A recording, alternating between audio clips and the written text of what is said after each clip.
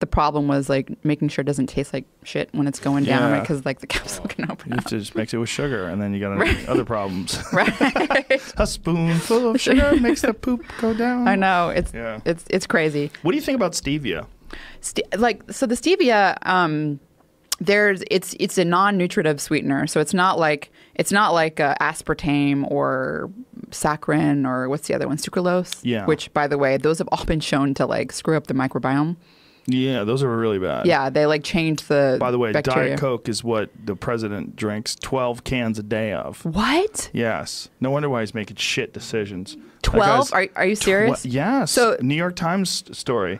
They said that he drinks 12 cans of Diet Coke a day and watches as much as 8 hours of television a day. So he's literally like a test monkey. Is that really true? Yes. No, that's crazy. It's really true. See if you can find that article. Yeah. 12 cans of Diet. There it is. Trump reportedly drinks 12 cans of Diet Coke. It looks like you're using an ad blocker. What's the main sweetener in Diet Coke? Aspartame, I think. Is it aspartame? Yeah. Trump drinks 12 Diet Cokes per day. What can that do to a person's body? And then they have a scientist on.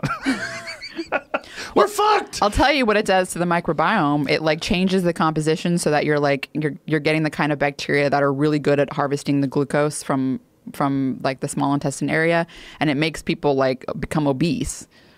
Like that's the associative studies in people. Like that they've shown that in people, and then of course they've done causal studies in animals showing that. But stevia is interesting because I've seen positive studies with that where it seems to like improve insulin sensitivity, which is kind of weird. It is weird. I personally am always I'll use stevia like if I'm like let's make some hot cocoa with 100% cocoa and it just tastes like ass and like I need some stevia in here. It's like otherwise you're just doing a shot of it like whiskey that style. Nasty. Hot cocoa with no sugar is rough. 100% cocoa where it's cacao. Yeah. There's all sorts of benefits with that too. But yeah, with this I don't really use a lot of stevia. Like my in-laws, they like to put it in their smoothies because I've gotten so used to my smoothies tasting kale that I guess, and plus I don't eat anything sweet, so I don't really need it, but they like to put it in their smoothies and, I don't know if it has any, we haven't really seen negative health consequences with the exception, I think there was one study in rats where they gave them like exceptional amounts and it like changed the hormonal profile or something. So I didn't consume any during pregnancy because I was worried about that. But well, don't be a rat. You'd be fine. Right. Study. But now, I think that's probably my choice. If I were to sweeten something like put it in my coffee or something, I'd put stevia. Well, Trump is grossly overweight. Yeah, so the microbiome. What's funny is that people taking Diet Coke are trying to like improve. They don't want the refined sugar. Yeah. They don't want to have the constant insulin response, and so they're drinking the Diet Coke.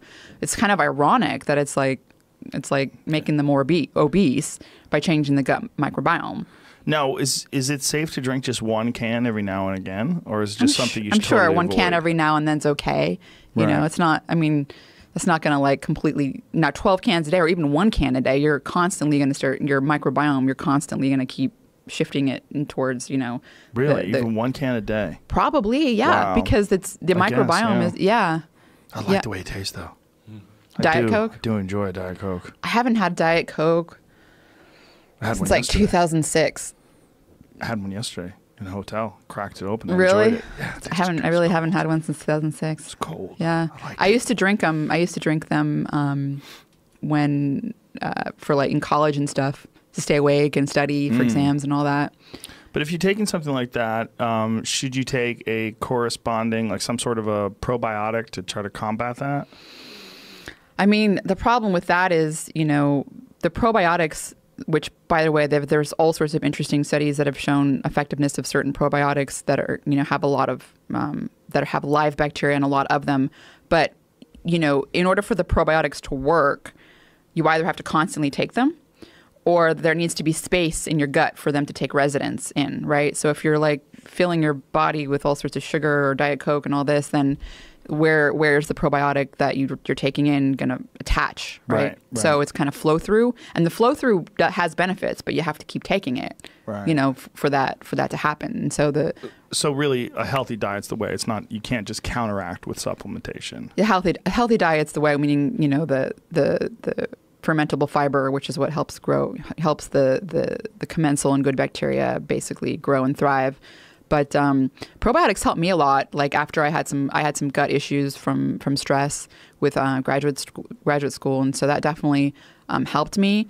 And I take them once in a while now, like, you know, but I don't take them every day like I did, you know, when I was like trying to like heal myself.